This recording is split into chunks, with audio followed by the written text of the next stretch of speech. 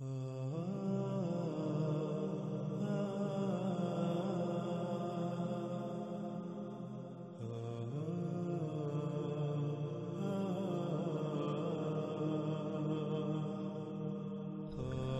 گزشتہ ایک ساتھ میں قرآن سے مختلف پہلو سے واضح کیا جا چکا کہ ذوالقرنین سلیمان علیہ السلام تھے اور دنیا کی کوئی طاقت حق کا رد نہیں کر سکتی، لیکن اس کے باوجود ایک اور پہلو سے حق آپ پر کھول کر واضح کر دیتے ہیں۔ اللہ سبحانہ و تعالیٰ کا قرآن میں کہنا ہے کہ سلیمان کے لیے پگھلے ہوئے تانبے کا چشمہ بہایا گیا۔ اب سوال یہ پیدا ہوتا ہے کہ اللہ نے قرآن میں سلیمان کے لیے تانبے کا چشمہ بہانے کا ذکر تو کیا، لیکن کیا اللہ سبحانہ و تعالیٰ قرآن میں اس سوال کا جواب دیتا ہے کہ سلیمان کے لیے پگھلے ہوئے تانبے کا چشمہ کیوں بہایا گیا؟ یعنی سلیمان علیہ السلام کو غیر معمولی مقدار میں تانبا کس مقصد کے لیے دیا گیا؟ سلیمان نے اس کو پگھلا کر کب، کہاں اور کیوں استعمال کیا؟ جب قرآن میں دیکھا جائے تو پورے قرآن میں کہیں بھی سلیمان کے نام کے ساتھ کہیں بھی اس تانبے کے استعمال یا اس تانبے کے دیے جانے کے مقصد کا ذکر نہیں کیا گیا، جو کہ بہت بڑے بڑے سوالات ہیں۔ کیونکہ ناظرین، پہلی بات تو یہ ہے کہ اللہ نے سلیمان کے لیے تانبے کا چشمہ بہانے کا ذکر کیا تو آخر کیوں، یہ بتانے کی کوئی وجہ بھی تو ہونی چاہیے تھی۔ تانبے کا چشمہ کیوں بہایا گیا سلیمان کے لیے؟ آخر سلیمان کو اس کی ضرورت کب، کہاں اور کیوں پیش آئی؟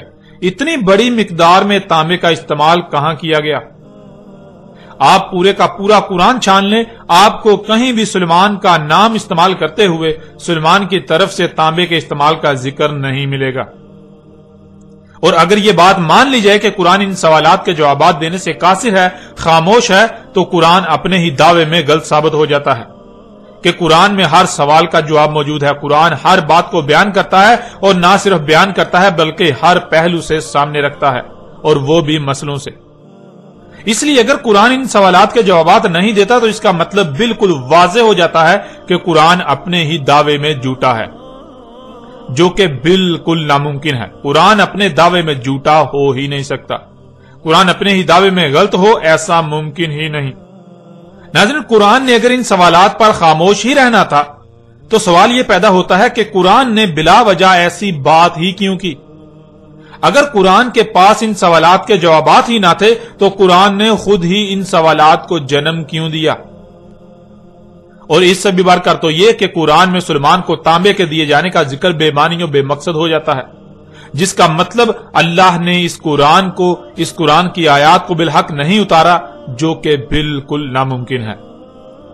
ناظرین، نہ تو قرآن بغیر حق اتارا گیا اور نہ ہی قرآن کوئی بے مقصد و بے معنی بات کرتا ہے، نہ ہی قرآن کوئی ایسا سوال کھڑا کرتا ہے جس کا وہ جواب ہی نہ دے، اور نہ ہی کوئی ایک بھی ایسا سوال ہے جس کا جواب قرآن میں موجود نہ ہو۔ اگر کوئی ایسا کہتا، سوچتا یا سمجھتا ہے کہ قرآن میں ہر سوال کا جواب نہیں ہے، قرآن کسی بھی سوال کا جواب دینے سے قاصر ہے، قرآن ہر بات کو ہر پہلو سے بیان نہیں کرتا، تو اس میں قصور اللہ کا نہیں، قصور قرآن کا نہیں، بلکہ قصور اس کا اپنا ہے۔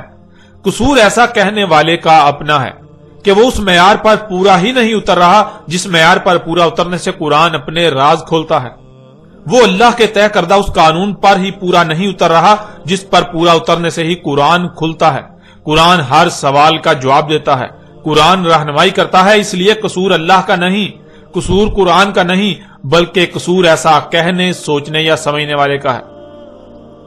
آپ پیچھے یہ بات جان چکے کہ اللہ نے نہ صرف ہر اس بات کو، ہر اس مسئلے یا معاملے کو قرآن میں بیان کر دیا جو انسانوں کو پیش آنا تھا، اور پھر کسی ایک بھی بات، معاملے یا مسئلے کو قرآن میں ایک ہی پہلو سے ایک ہی مقام پر بیان نہیں کیا، بلکہ ہر بات کو، ہر معاملے کو، ہر مسئلے کو ہر پہلو سے ایک سے زائد مقامات پر قرآن میں بیان کیا۔ اس لیے قرآن میں اللہ سبحانہ و تعالیٰ نے ایک مقام پر یہ بتایا کہ سلیمان کے لیے تانبے کا چشمہ بہا دیا، تو اسی قرآن میں کسی دوسرے مقام پر سلیمان ہی کی طرف سے اس تانبے کو کب، کہاں اور کیوں استعمال کیا گیا، اس پر بھی تفصیل کے ساتھ بات کی۔ اور جب اللہ سے یہ سوالات کیے جائیں تو اللہ سبحانہ و تعالیٰ ان سوالات کے جوابات سورہ الکہف میں ذوالقرنین علیہ السلام کے موضوع پر ہی بات کرتے ہوئے دیتا ہے۔ جس کے لیے تانبے کا چشمہ بہایا، ایک مقام پر اس کا نام تو دوسرے مقام پر اس کے اسم سے اس کا ذکر کرتے ہوئے اس تانبے کے استعمال کی تفصیلات بھی بیان کر دی، جس سے یہ بات مزید کھل کر واضح ہو جاتی ہے کہ ذوالقرنین کوئی اور نہیں بلکہ سلیمان بن داؤد علیہ السلام تھے۔ اس کے علاوہ بھی اگر آپ غور کریں تو آپ پر یہ بات واضح ہو جائے گی کہ پورے قرآن میں ایک جگہ پگھلے ہوئے تانبے کا چشمہ بہانے کا ذکر کیا گیا تو دوسری جگہ اس تانبے کے استعمال کا ذکر کیا گیا کہ اسے کب، کہاں، کیوں اور کس مقصد کے لیے استعمال کیا، جس سے یہ بات بالکل واضح ہو جاتی ہے کہ جب تانبا سلیمان کو دیا گیا تو ظاہر ہے استعمال بھی سلیمان نے ہی کیا، یوں ذوالقرنین کوئی اور نہیں بلکہ اللہ کے نبی سلیمان علیہ السلام تھے۔ ناظرین، آپ پر ہر لحاظ سے کھل کر واضح ہو چکا کہ ذوالقرنین سلیمان علیہ السلام تھے، لیکن اب سوال یہ پیدا ہوتا ہے کہ ذوالقرنین سلیمان علیہ السلام تو اس قرآن کے نزول سے پہلے ہی گزر چکے، تو کیا قرآن میں یہ محض ذوالقرنین سلیمان علیہ السلام کا قصہ بیان کیا گیا جس کا قرآن کے نزول سے لے کر آج سات کے قیام تک کے لوگوں کے ساتھ کوئی تعلق نہیں؟ کیونکہ اگر یہ بات مان لی جائے کہ اس قرآن کے نزول سے لے کر آج سات کے قیام تک کے لوگوں کے ساتھ اس واقعے کا کوئی تعلق نہیں، یہ محض گزرے ہوں کا قصہ سنایا جا رہا ہے، تو اس کا مطلب قرآن میں اساطیر الاولین ہے، یعنی یہ محض پہلو کی سطریں ہیں، قصے کہانیاں ہیں، اس سے بڑھ کر کچھ نہیں۔ اور پھر سوال یہ پیدا ہوتا ہے کہ کیا یہی حق ہے یا پھر حق اس کے بالکل برعکس کچھ اور ہے؟ اس قرآن میں قرآن کے نزول سے پہلے جو گزر چکے ان کا قرآن میں ذکر کیا جانا انتہائی اہمیت کا حامل ہے۔ اس سوال کا جواب جاننے کے لیے اللہ سبحانہ و تعالیٰ سے ہی رجوع کرتے ہیں کہ آیا اللہ سبحانہ و تعالیٰ نے اس قرآن میں ذوالقرنین کا واقعہ کیوں بیان کیا؟ آخر قرآن میں اس واقعے کا ذکر کرنے کا مقصد کیا تھا؟ آخر قرآن میں ان لوگوں کا ذکر کیوں کیا گیا، ان کے واقعات کیوں بیان کیے گئے جو اس قرآن کے نزول سے پہلے ہی گزر چکے تھے؟ تو ناظرین، اس سوال کا جواب اللہ سبحانہ و تعالیٰ قرآن میں یوں دیتا ہے۔ سورہ زمر کی آیت نمبر 23 میں اللہ سبحانہ و تعالیٰ کا کہنا ہے، اللہ نزل احسن الحدیث، اللہ نے اتاری احسن الحدیث، یعنی اللہ نے جو اتارا ہے وہ نزول سے لے کر سات کے قیام تک کی ایسی بہترین تاریخ ہے جس سے بہتر کوئی تاریخ ہو ہی نہیں سکتی۔ حدیث کہتے ہیں تاریخ کو، اور حدیث کی سے کے نیچے زیر کا استعمال اسے مستقبل کا صیغہ بنا دیتا ہے، جس سے الحدیثی کے معنی بنتے ہیں یہ قرآن اپنے نزول سے لے کر سات کے قیام تک کی تاریخ ہے، یعنی اس قرآن میں جو کچھ بھی بیان کیا گیا وہ قرآن کے نزول سے لے کر سات کے قیام تک جو کچھ بھی ہونا تھا وہ سب کا سب بیان کیا گیا۔ لیکن ناظرین، جب قرآن میں دیکھا جائے تو اس قرآن میں مستقبل کی بجائے زیادہ تر بات ماضی کی گئی، یعنی وہ جو اس قرآن کے نزول سے پہلے گزر چکے ان کا ذکر کیا گیا، جس سے یہ بات غلط ثابت ہو جاتی ہے کہ قرآن احسن الحدیث ہی ہے، یعنی یہ قرآن اپنے نزول سے لے کر سات کے قیام تک کی احسن تاریخ ہے۔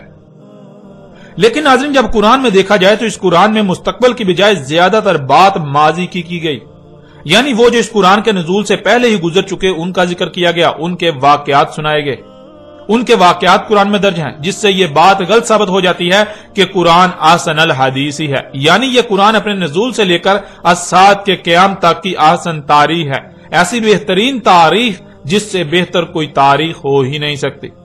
قرآن کا یہ دعویٰ اس لیے غلط ثابت ہو جاتا ہے کیونکہ قرآن خود کو نزول سے لے کر سات کے قیام تک کی تاریخ بتا رہا ہے، لیکن جب قرآن میں دیکھا جائے تو اس میں تاریخ تو اس کے نزول سے پہلے گزر جانے والوں کی بیان کی گئی، جیسے کہ قوم نوح، قوم عاد، قوم سمود، قوم لوط، قوم شعیب اور آل فرعون وغیرہ کا ذکر، امت بنی اسرائیل وغیرہ کا ذکر اور ان رسولوں کا ذکر جو ماضی کا قصہ بن چکے۔ یعنی جب قرآن میں دیکھا جائے تو قرآن میں گزشتہ لوگوں کی تاریخ ملتی ہے جو ماضی کا قصہ بن چکے، لیکن اس کے بالکل برعکس قرآن کا یہ دعویٰ ہے کہ یہ قرآن کے نزول سے لے کر سات کے قیام تک کی تاریخ ہے۔ اب ناظرین، جب قرآن خود یہ دعویٰ کر رہا ہے کہ قرآن اپنے نزول سے لے کر سات کے قیام تک کی تاریخ ہے تو پھر قرآن غلط ہو ہی نہیں سکتا، بلکہ غلط تو وہ ہے جو ایسا سمجھ رہا ہے کہ قرآن میں مستقبل کی بجائے ماضی کی تاریخ بیان کی گئی، کیونکہ قرآن یہ بھی واضح کر دیتا ہے کہ اس قرآن میں اساطیر الاولین نہیں بلکہ مسئلیں بیان کی گئیں۔ اس قرآن میں جو کچھ بھی بیان کیا گیا، اس قرآن میں نزول سے لے کر الساعت کے قیام تک کی جو تاریخ بیان کی گئی وہ مسئلوں سے بیان کی گئی۔ وہ جو سلف ہو چکے ان کا ذکر نہیں کیا گیا، بلکہ ذکر تو قرآن کے نزول سے لے کر الساعت کے قیام تک جو کچھ بھی ہونا تھا اس کا کیا گیا، لیکن مسئلوں سے، جس کا ذکر اللہ سبحانہ و تعالی نے قرآن میں مختلف مقامات پر بھی کر دیا، جیسا کہ آپ ان آیات میں دیکھ سکتے ہیں۔ اس وقت سکرین پر آپ کو سورہ زخرف کی آیت نمبر 56 نظر آ رہی ہے، جس میں اللہ سبحانہ و تعالی کا کہنا ہے فَجَعَلْنَاهُمْ سَلَفًا وَمَثَلًا لِلْآخِرِينَ، پس کر دیا ہم نے انہیں سلفا، یعنی ایک ایک کو گزرے ہوئے کر دیا۔ جو دنیا میں آئے تھے اب گزرے ہوئے ہو چکے، اور جنہیں ایک ایک کو گزرے ہوئے کر دیا انہیں مثل کر دیا آخرین، یعنی بعد والوں کے لیے۔ ناظرین، یہاں سوال یہ پیدا ہوتا ہے کہ کن کو سلفا کر دیا، یعنی جو بھی دنیا میں آئے ان میں سے ایک ایک کو گزرا ہوا کر دیا، وہ کون ہیں، کن کو کر دیا؟ اس آیت کے آخر میں لفظ آخرین آیا ہے جو کہ اولین کی ضد ہے، جس سے یہ بات بالکل واضح ہو جاتی ہے کہ اولین کو سلفا کر دیا گیا۔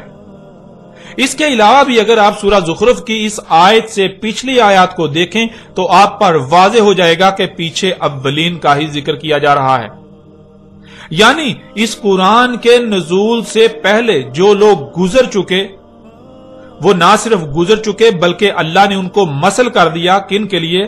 اس قرآن کے نزول سے لے کر الساعت کے قیام تک آنے والوں کے لیے۔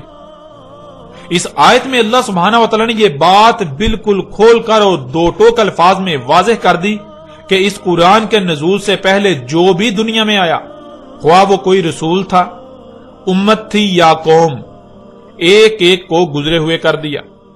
اس قرآن کے نزول سے پہلے جو بھی دنیا میں آئے، جو اولین تھے ان کو گزرے ہوئے کر دیا، اور نہ صرف گزرے ہوئے کر دیا بلکہ انہیں مثل کر دیا آخرین، یعنی بعد والوں کے لیے، اس قرآن کے نزول سے لے کر الساعت کے قیام تک آنے والوں کے لیے۔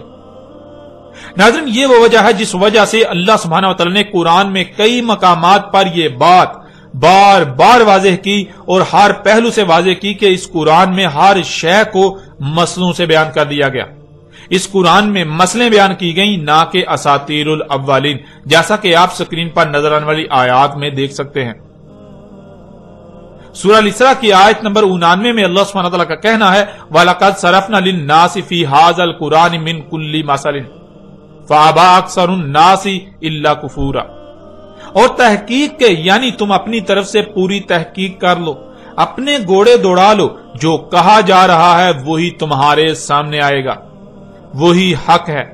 ہم نے ہر پہلو سے، ہر لحاظ سے پھیر پھیر کر سامنے لے آئے، بیان کر دیا انسانوں کے لیے اس قرآن میں تمام کی تمام مسئلوں سے۔ بس انکار کر دیا انسانوں کی اکثریت نے، مگر اس لیے کہ جو کچھ بھی انہیں عطا کیا گیا وہ اس مقصد کے لیے استعمال ہی نہیں کرنا چاہتے جس مقصد کے لیے انہیں عطا کیا گیا، وہ اپنی خواہشات کی اتباع کرنا چاہتے ہیں۔ اس لیے انسانوں کی اکثریت نے اس بات کا انکار کر دیا کہ اللہ نے اس قرآن میں ہر شے کو مسئلوں سے بیان کر دیا۔ اس قرآن کے نزول سے لے کر الساعت کے قیام تک جو کچھ بھی ہونا تھا وہ سب کا سب ہر پہلو سے بیان کر دیا مسئلوں سے۔ اس بات کا انسانوں کی اکثریت نے انکار کر دیا۔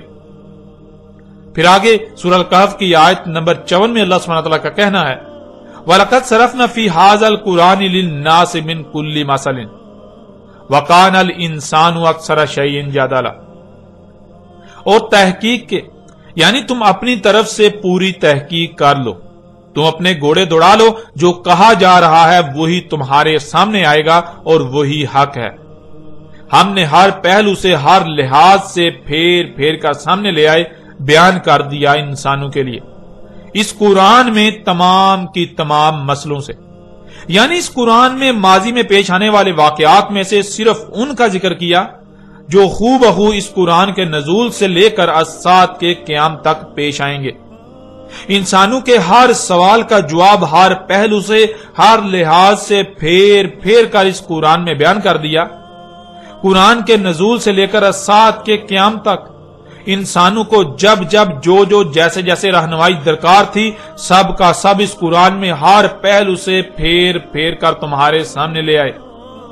اور تھا انسان اکثریت معاملات میں جھگڑا کرنے والا، سو جھگڑا ہی کیا.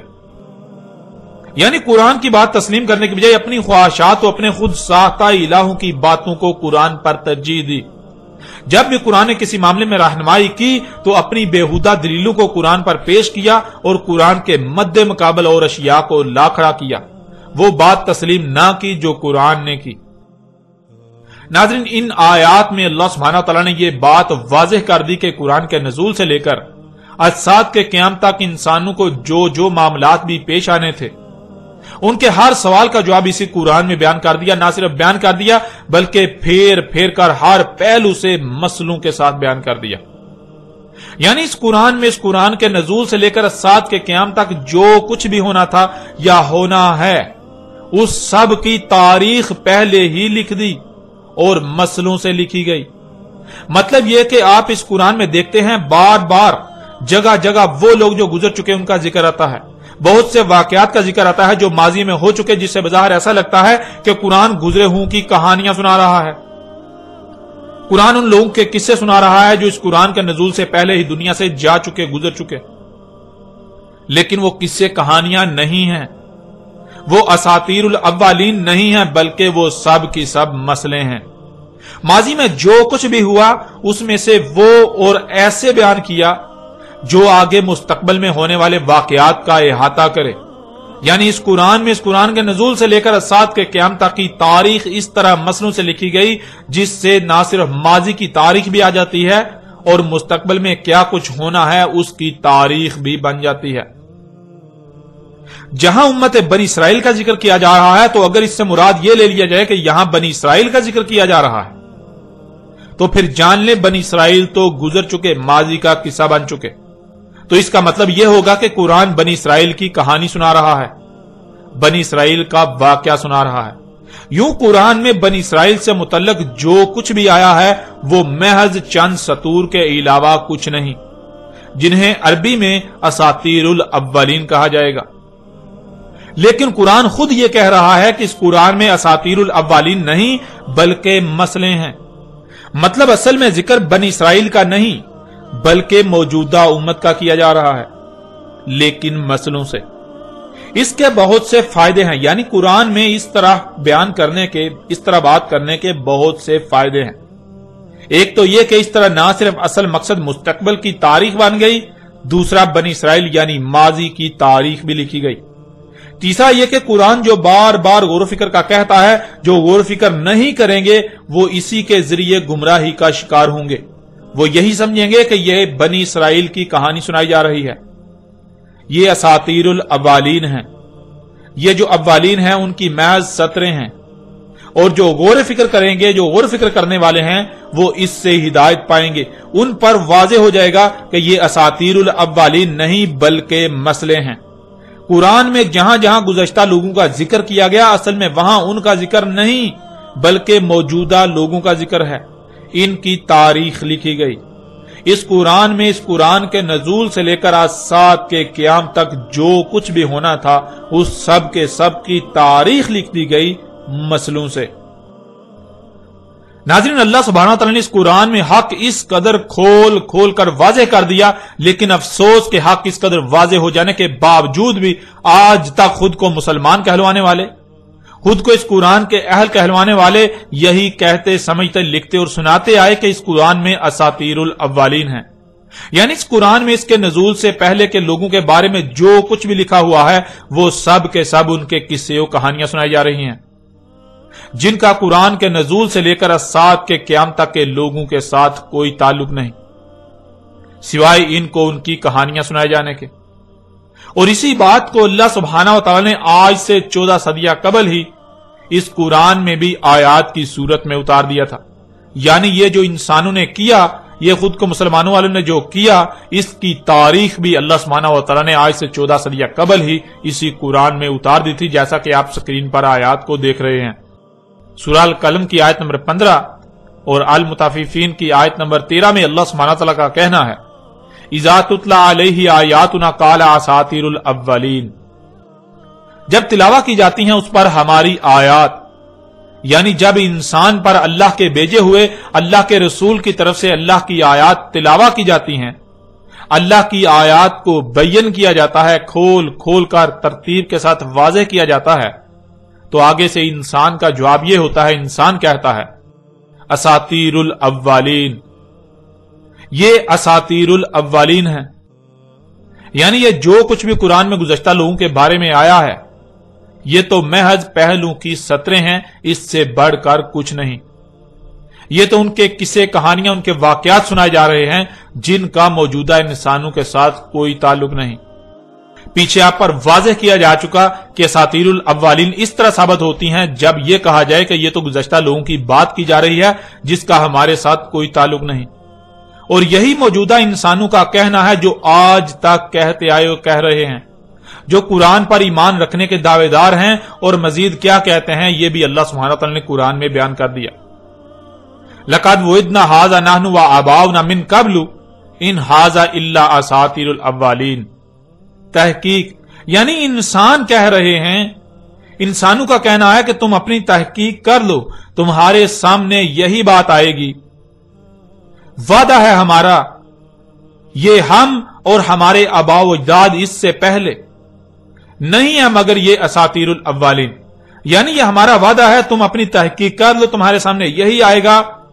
हम यानी मौजूदा वो लोग जो कुरान की तर्जमानी के दावेदार हैं, जो उलमा व मुफस्सिर हैं, और जो हमारे आबाओ अजदाद यानी जो हमसे पहले गुजर चुके, जिन्होंने कुरान की तफासीर लिखी, तुम्हें इसके सिवा और कोई बात नहीं मिलेगी कि ये जो कुछ भी है ये महज उनकी सतरें यानी महज किस्से और कहानियां हैं जो कुरान के नज़ूल से पहले गुजर चुके। ये मसले नहीं हैं, ये असातीरुल अव्वलीन हैं। इस तरह आप अगली आयत में देखें, वाइज़ा क़ीला लहुम माज़ा अंज़ला रब्बुकुम क़ालू असातीरुल अव्वलीन।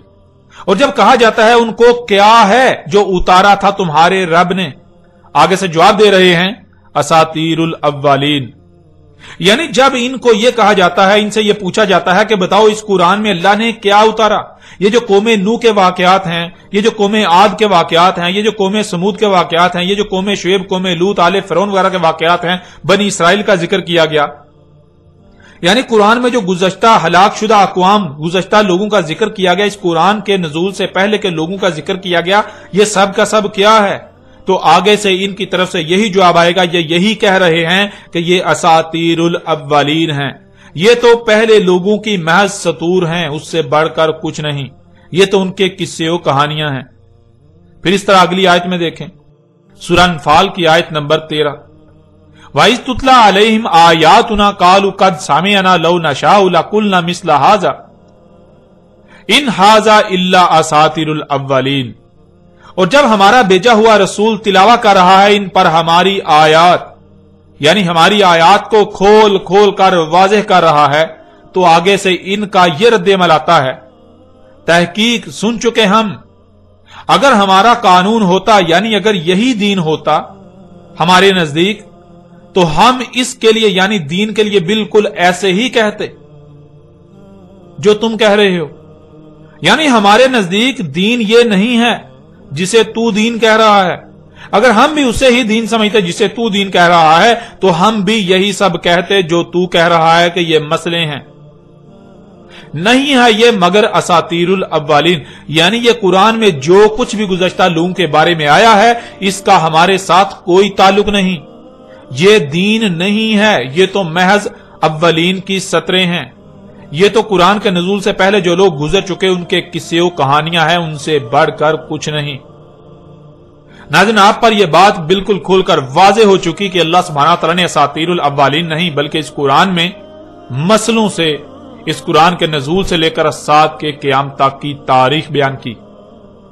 आप हर लिहाज से बिल्कुल वाज़ेह तौर पर यह जान चुके हैं कि इस कुरान में असातीरुल अव्वलीन नहीं है बल्कि मसले हैं। जहां कौमे नूह का जिक्र किया जा रहा है तो वो असल में कौमे नूह नहीं बल्कि मौजूदा कौम यानी दुनिया में आबाद मौजूदा लोग हैं जिनका जिक्र किया जा रहा है कौमे नूह की मसल से, क्योंकि कौमे नूह तो अव्वलीन में से थी। اولین کو سلف کر دیا گیا، اور نہ صرف سلف یعنی گزرے ہوئے کر دیا گیا بلکہ انہیں مسل کر دیا گیا آخرین یعنی بعد والوں کے لیے۔ جہاں قوم نوح کے الفاظ آئے ہیں تو وہاں اصل میں ذکر ان کی مسل موجودہ قوم کا ہے۔ اسی طرح قرآن میں جہاں جہاں اولین کا ذکر آیا ہے تو وہاں اصل میں ان کا ذکر نہیں، قوم عاد، قوم سمود، قوم لوط، قوم شعیب یا آل فرعون کا ذکر نہیں، امت بنی اسرائیل کا ذکر نہیں، بلکہ وہ تو تمہاری ہی تاریخ بیان کر دی گئی تھی مگر مسلوں سے۔ جہاں جہاں امت بنی اسرائیل کا ذکر آتا ہے تو وہاں اصل میں بنی اسرائیل کا ذکر نہیں کیا جا رہا، بلکہ بنی اسرائیل کو تو سلف یعنی گزرے ہوئے کر دیا گیا، اور انہیں نہ صرف گزرے ہوئے کر دیا بلکہ مسل کر دیا بعد والوں کے لیے۔ تو ذرا غور کرے، امت بنی اسرائیل تو سلف ہو چکی، اور ان کی مسل کون سی امت ہے؟ ان کے بعد کون سی امت آئی؟ ان کے بعد کون ہیں جنہیں امت بنایا گیا؟ جو ان کے بعد والی امت ہے۔ ناظرین، جن کو سلف یعنی گزرے ہوئے کر دیا، ان کو صرف گزرے ہوئے نہیں بلکہ مسل کر دیا بعد والوں کے لیے، یعنی جو بھی اس قرآن کے نزول سے پہلے اس دنیا میں آئے وہ نہ صرف گزرے ہوئے ہو گئے بلکہ انہیں مسل کر دیا اس قرآن کے نزول سے لے کر آسات کے قیام تک کے لوگوں کے لیے۔ اس لیے اس قرآن میں جہاں بھی گزشتہ ہلاک شدہ لوگوں کا ذکر ہو رہا ہو، اس قرآن میں جہاں بھی گزشتہ لوگوں کا ذکر کیا جا رہا ہو، وہ اصل میں ان کا ذکر نہیں ہے۔ وہ اصل میں ان کا ذکر کر کے آپ کو ان کے قصے کہانیاں سنانا مقصد نہیں ہے، بلکہ وہ تو اس قرآن کے نزول سے لے کر سات کے قیام تک کی تاریخ بیان کی جا رہی ہے مگر مسلوں سے۔ اصل میں ذکر گزرے ہوں کا نہیں بلکہ بعد والوں کا کیا گیا۔ ذکر اس قرآن کا نزول سے پہلے والوں کا نہیں بلکہ ذکر تو اس قرآن کے نزول سے لے کر سات کے قیام تک آنے والوں کا کیا گیا۔ جیسے کہ جہاں بھی قوم نوح کا ذکر آتا ہے تو وہ قوم نوح کا ذکر نہیں کیا جا رہا، اصل میں موجودہ قوم کا ذکر کیا جا رہا ہے قوم نوح کی مسل سے۔ وہ اصل میں ذکر موجودہ قوم کا ہے، اور اگر اس کے باوجود بھی کوئی یہ کہتا ہے کہ وہاں قوم نوح کا ہی ذکر کیا جا رہا ہے، اس کا موجودہ قوم کے ساتھ کوئی تعلق نہیں، تو اس کا مطلب وہ یہ دعویٰ کر رہا ہے کہ قرآن میں مسئلے نہیں بلکہ اساطیر الاولین ہیں۔ ایسا ہی قرآن میں جہاں جہاں امت بنی اسرائیل کا ذکر کیا گیا وہاں اصل میں ذکر امت بنی اسرائیل کا نہیں بلکہ امت بنی اسرائیل کو تو سلف کر دیا گیا، اور جنہیں سلف کر دیا گیا نہ صرف سلف بلکہ انہیں مسل کر دیا بعد والوں کے لیے، اس لیے وہاں اصل میں ذکر امت بنی اسرائیل کی مسل اس موجودہ امت کا کیا جا رہا ہے۔ اور ناظرین، اسی بات کو ایک دوسرے پہلو سے بھی آپ کے سامنے رکھتے ہیں، آپ پر بالکل کھول کر واضح کر دیتے ہیں۔ اس قرآن میں تمام کی تمام آیات ہیں۔ آیات لفظ جمع کا صیغہ ہے اور اس کا واحد ہے آیت، اور لفظ آیت ضد ہے بین کی۔ بین کہتے ہیں شے کا ہر لحاظ سے، ہر پہلو سے واضح ہونا، اس کا رائی برابر حصہ بھی کوئی پہلو بھی پوشیدہ نہ ہونا، چھپا ہوا نہ ہونا، یعنی کسی بھی شے کا جس کا ذکر کیا جا رہا ہے اس کا ہر پہلو سے، اس کا انگ انگ بالکل کھلم کھلا سامنے ہونا، واضح ہونا۔ اور اس کے برعکس آیت کہتے ہیں پوری کی پوری شے کو چھپا دینا یا چھپے ہوئے ہونا، اور اس کا چھوٹا سا حصہ، چھوٹا سا پہلو سامنے ہونا، جو آیت کہلائے گا، جس میں غور کرنے یعنی جس کی گہرائی میں جانے سے وہ کیا تھا جو چھپا دیا گیا، جو چھپا ہوا ہے وہ کھل کر سامنے آ جائے گا۔ یعنی آیت کہتے ہیں جو سامنے نظر آ رہا ہے وہ اصل حقیقت نہیں بلکہ اصل حقیقت آپ پر اس وقت تک واضح نہیں ہوگی جب تک کہ آپ اس میں غور نہیں کرتے، اس کی گہرائی میں نہیں جاتے۔ جو سامنے نظر آ رہا ہے وہ اصل حقیقت پر پڑا ہوا پردہ ہے۔ جو سامنے نظر آ رہا ہے جو کہ آیت ہے وہ اصل حقیقت نہیں بلکہ اصل حقیقت پر پڑا ہوا پردہ ہے۔ جب تک آپ اس پردے کے پیچھے نہیں جانتے تب تک حقیقت آپ کے سامنے نہیں آئے گی۔ ناظرین، اسے آپ ایک چھوٹی سی مثال سے بھی سمجھ سکتے ہیں۔ مثلا آپ اپنی آنکھوں سے دیکھتے ہیں کہ آپ کو سورج زمین کے گرد گھومتا ہوا نظر آتا ہے، زمین روٹی کی طرح گول اور چپٹی نظر آتی ہے۔ یہ جو آپ اپنی آنکھوں سے سامنے دیکھ رہے ہیں یہ بین نہیں، یعنی یہ کھلم کھلا اصل حقیقت نہیں ہے بلکہ یہ آیت ہے، اصل حقیقت پر پڑا ہوا پردہ ہے۔ اصل حقیقت کیا ہے وہ اس وقت تک سامنے نہیں آئے گی جب تک کہ آپ آیت میں یعنی جو سامنے نظر آ رہا ہے اس میں غور نہیں کرتے، اس میں غور و فکر نہیں کرتے، اس کی گہرائی میں نہیں جاتے، اس پردے کے پیچھے نہیں جانتے۔ اور اصل حقیقت کیا ہے؟ یہ آج پوری دنیا پر واضح ہو چکی ہے کہ سورج کے زمین کے گرد گھومنے سے نہیں بلکہ زمین کے سورج کے گرد اپنے ہی محور پر گھومنے سے رات اور دن آ جا رہے ہیں۔ اب ناظرین، اگر کوئی اسے ہی اصل حقیقت کہے یا مان لے جو آنکھوں سے نظر آ رہا ہے، تو کیا وہ اپنی بات اپنے دعوے میں سچا ہوگا؟ اور حق اس قدر کھل جانے کے باوجود بھی وہ اپنی باطل و بے بنیاد بات پر ڈٹا رہے تو اس کی دماغی حالت کیا ہوگی؟ بالکل واضح ہے کہ ایسا کرنے والا کوئی بیوقوف، جاہل اور پاگل ہی ہو سکتا ہے۔ کوئی ایسا شخص ہی ہو سکتا ہے جس کا ذہنی توازن ٹھیک نہیں ہے۔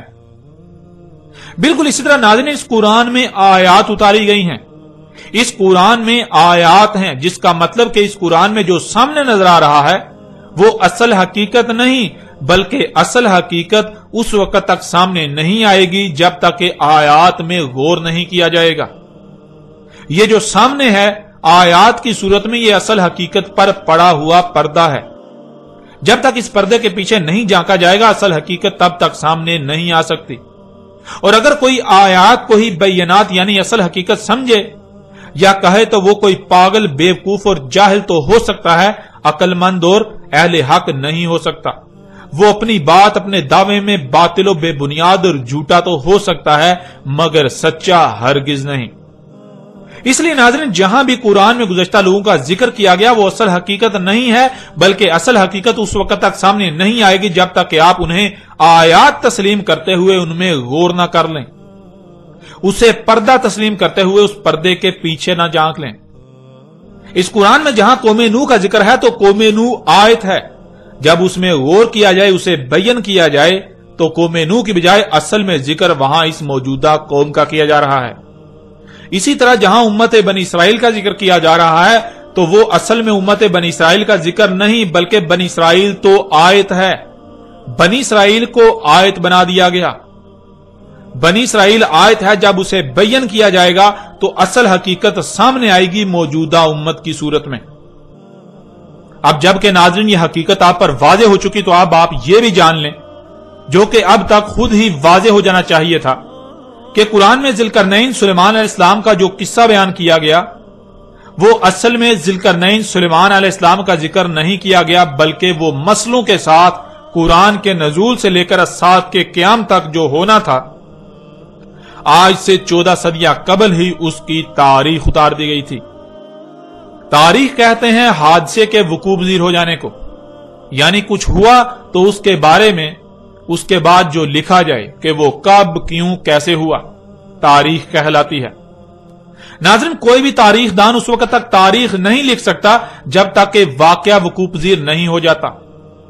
قرآن اللہ کی اتاری ہوئی تاریخ ہے اور اللہ کے لیے ماضی، حال، مستقبل کچھ بھی پوشیدہ نہیں ہے۔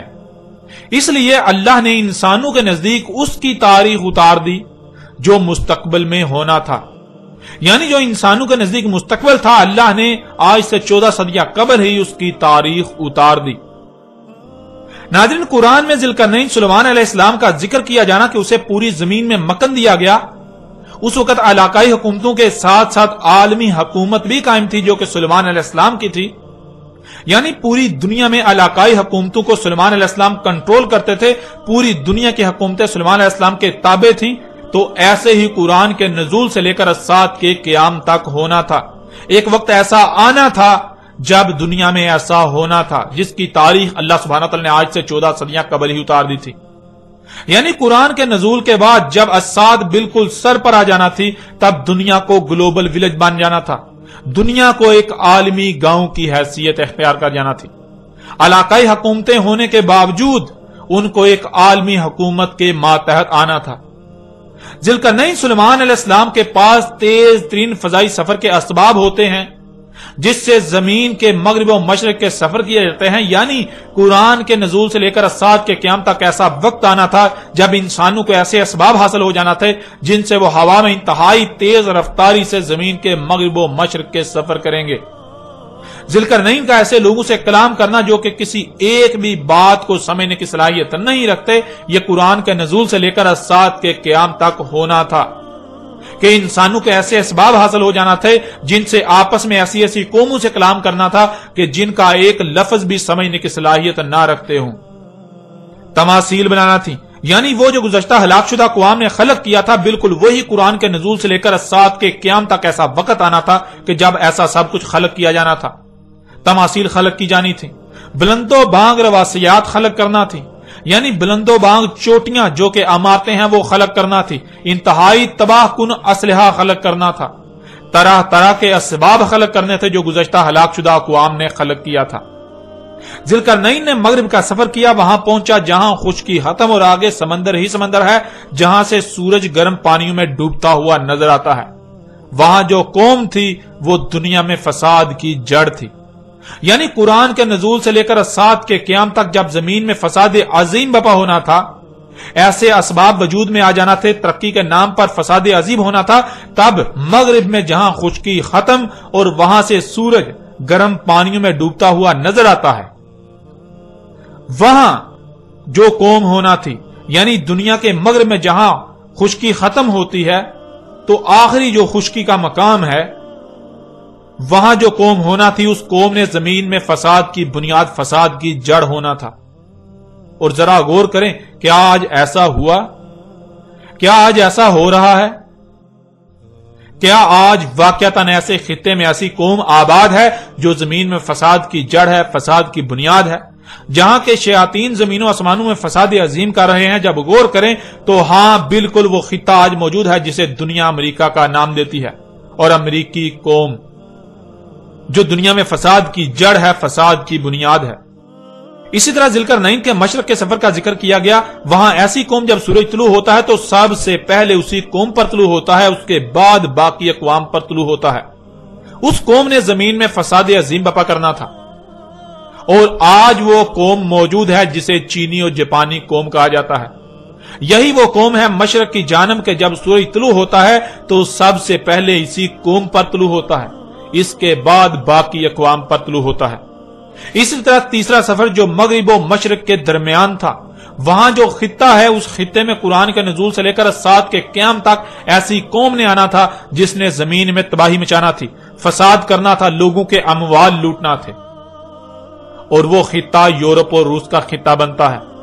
اور آج بالکل یہ قوم بھی فساد کر رہی ہے، پوری دنیا کے وسائل لوٹ رہی ہے۔ مغرب و مشرق میں جن اقوام کا ذکر کیا گیا یہ موجودہ دور کی تاریخ بیان کی گئی تھی۔ قرآن کے نزول کے بعد جب اعظم فتنہ یعنی دجال کا ظہور ہونا تھا، اس کے پیچھے 3 اقوام کو ہونا تھا۔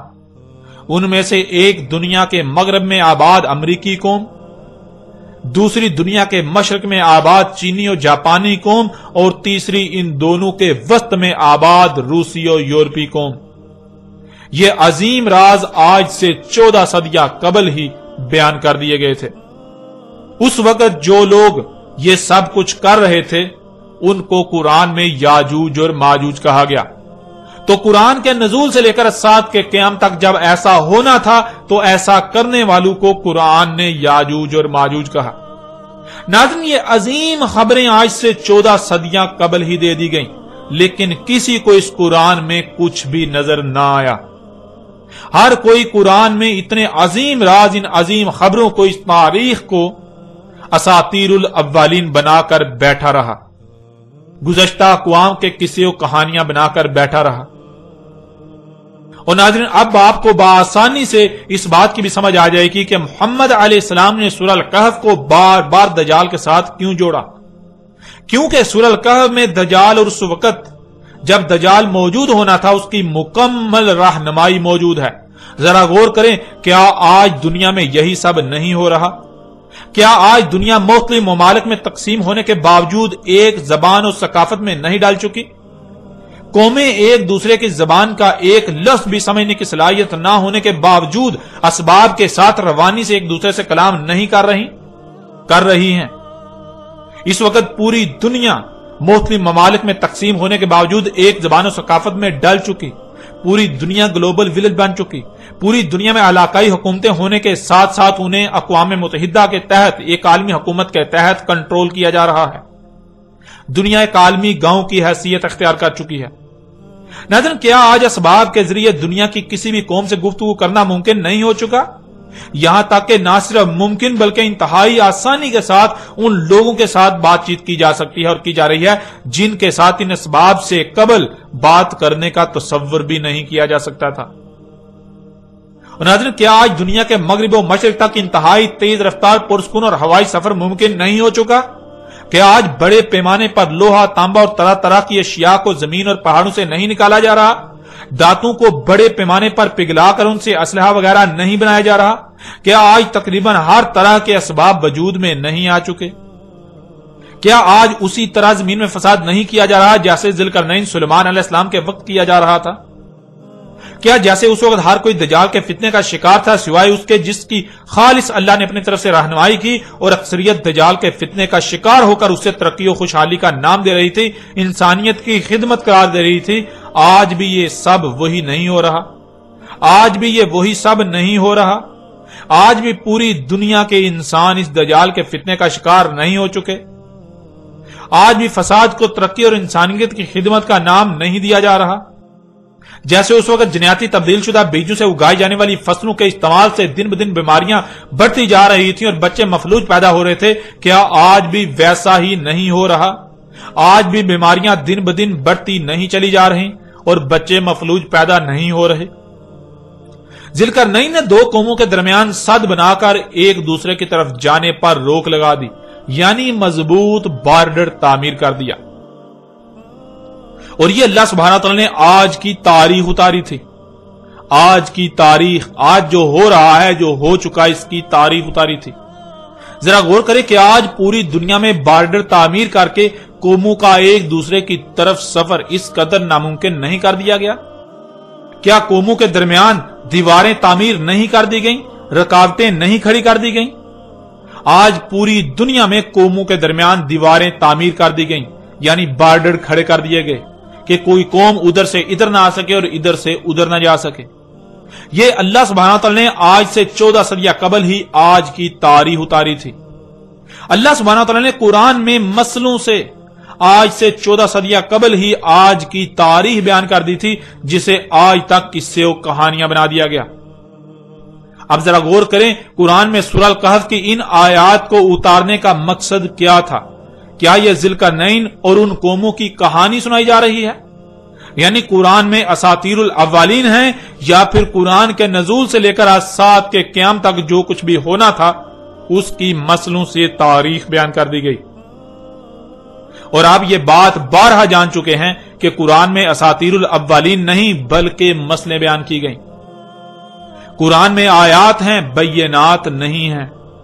یعنی سورہ الکہف کی آیات میں جو سامنے نظر آ رہا ہے وہ اصل حقیقت نہیں بلکہ اصل حقیقت تو اس کے پردے میں چھپا دی گئی، ان آیات کے پردے میں چھپا دی گئی۔ اصل میں ذوالقرنین علیہ السلام اور ان قوموں کا ذکر کرنا مقصود نہیں تھا، بلکہ اصل میں تو ذوالقرنین اور ان قوموں کے پردے میں دنیا میں آباد موجودہ قوموں کا ذکر کیا گیا، ان کی تاریخ اتاری گئی تھی۔ ذوالقرنین اور وہ قومیں تو سلف ہو چکی، اور جنہیں سلف کر دیا گیا انہیں نہ صرف سلف بلکہ مسل کر دیا گیا بعد والوں کے لیے۔ تو یہاں سلف کے پردے میں اصل ذکر مسل کا ہو رہا ہے جو کہ موجودہ اقوام ہیں۔ ناظرین، اللہ سبحانہ و تعالی نے آج سے 14 صدیاں قبل ہی ان آیات کی صورت میں عظیم خبریں دے دی تھیں، آج کی مکمل تاریخ اتار دی تھی، لیکن خود کو اللہ کے نمائندے کہلوانے والوں نے، خود کو قرآن کے ترجمان کہلوانے والوں نے، خود کو علماء و مفسرین کہلوانے والوں نے کیا کیا، یہ حقیقت آپ کے سامنے ہے۔ ان لوگوں نے مسئلوں کو اساطیر الاولین بنا دیا۔ ان لوگوں نے قرآن میں جو کچھ بھی یہ ذکر آیا، گزشتہ اقوام کا ذکر آیا، ان لوگوں نے ان کو مسئلوں کے بجائے اساطیر الاولین بنا دیا۔ انہوں نے ان کو ان قوموں کے قصے و کہانیاں بنا دیا، اور پھر ان قصے و کہانیوں کو اتنا پھیلایا گیا کہ کوئی تصور بھی نہ کر سکے، کسی کے تصور میں بھی نہ آئے کہ قرآن میں اساطیر الاولین نہیں بلکہ مسئلے ہیں۔ آپ ان کی تفاسیر اٹھا کر دیکھیں، آپ ان کے تراجم اٹھا کر دیکھیں، آپ کسی بھی ملا سے پوچھ لیں، کسی مفسر سے پوچھ لیں، آپ کسی سے بھی سوال کر لیں کہ قرآن میں یہ جو گزشتہ اقوام کا ذکر کیا گیا یہ کیا ہے، تو آپ کے اوپر بالکل واضح ہو جائے گا کہ ان لوگوں نے یہ قرآن میں اساطیر الاولین بنا دی۔ ان لوگوں نے قرآن میں ان سب کے سب کو ان لوگوں کے قصے و کہانیاں بنا دیا گیا اور ہر طرف پھیلا دیا جو کہ آج زبان زد عام ہیں۔